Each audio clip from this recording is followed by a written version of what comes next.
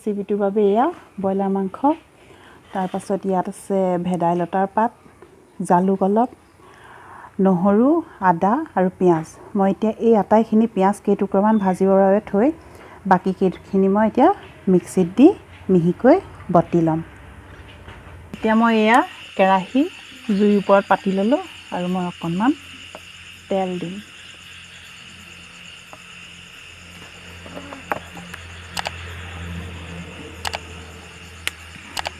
তেলখিনি ভালদৰে গৰম হ'বলৈ দিওঁ আৰু মই এই কাটি থোৱা পিঁয়াজকেইডোখৰ ইয়াত দি দিলোঁ।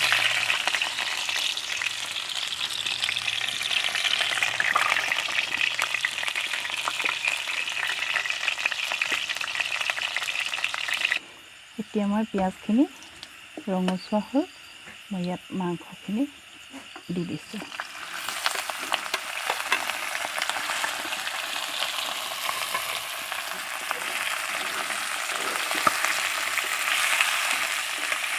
মাংসখিনি দি অলপমান ভাজিম।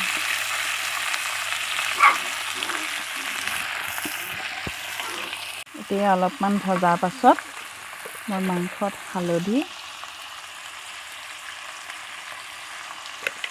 আৰু নিমখ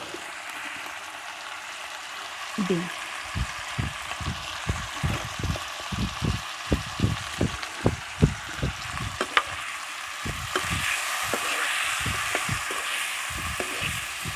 এতিয়া মাংসখিনি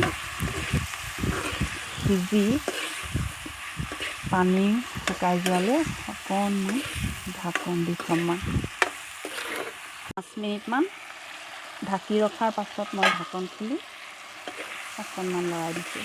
মাংসৰ ৰং উঠিছে আৰু ইয়াত এতিয়া মই অকণমান মিট মছলা দিম। মই আদা নহৰু পেষ্ট ভেদাইলতাৰ লগত যিহেতু একেলগে পিচি থৈছোঁ সেইকাৰণে বেলেগকৈ মই দিয়া নাই। এতিয়া মাংসত মই আলুকেইডোখৰ দি দিম। আলু মই ঘৰৰ অসমীয়া আলু লৈছোঁ।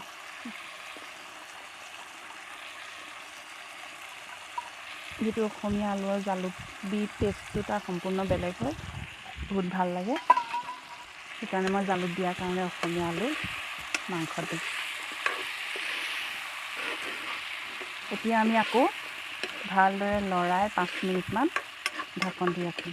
মই জুইটো মধ্যমীয়া কৰি ৰাখিছোঁ। ঢাকন দি 5 মিনিটৰ কাৰণে ৰাখিম। 5 মিনিটৰ পাছত ঢাকন গুচাই অকণমান লৰাই দিম।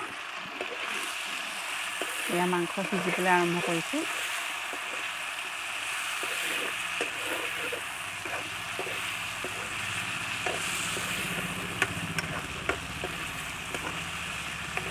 মাংসৰ পৰা তেল ওলাইছে সেয়া,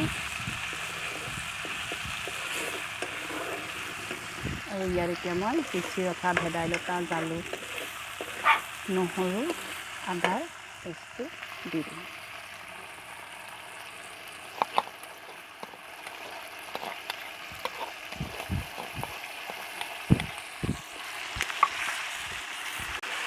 ইয়াৰ পাছত ইয়াকো অলপমান সময় ভাজিম।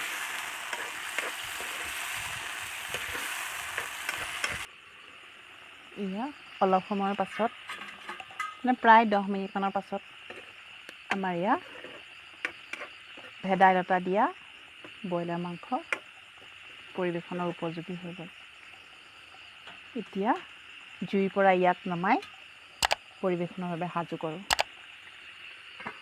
আমাৰ ভেদাইলতা আৰু অসমীয়া আলু দি ৰন্ধা ব্ৰইলাৰ মাংস খাবৰ বাবে ৰেডি হৈ গ'ল। আৰু ইফালে ভাতৰ লগত সজাই দিছোঁ খাবৰ কাৰণে। আৰু আজি মোৰ এই ভিডিঅ'টো চাই আপোনালোকে কেনে পালে কমেণ্টত নিশ্চয় জনাব। আৰু লগতে মোৰ চেনেলটো ছাবস্ক্ৰাইব কৰিব, লাইক আৰু শ্বেয়াৰ কৰিব। আজিলৈ আহোঁ, পিছৰটো ভিডিঅ'ত আকৌ লগ পোৱাৰ আশাৰে ধন্যবাদ।